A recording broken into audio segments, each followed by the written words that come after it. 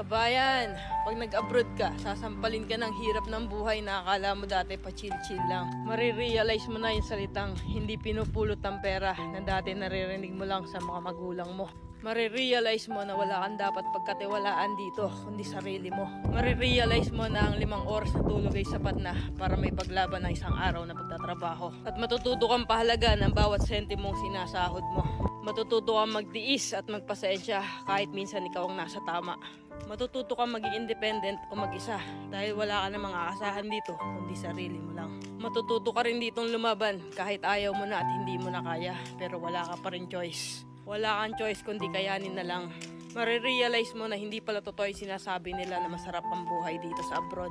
Kasi pag nandito ka na, masasabi mo na lang talaga sa sarili mo na ang hirap pala. At totoo din yung sinasabi nilang lahat na nasa abroad ang pera pero wala dito ang saya.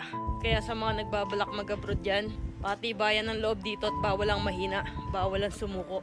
Kasi dito mo mararanasan ang realidad ng buhay kung saan patatagan ng loob ang labanan.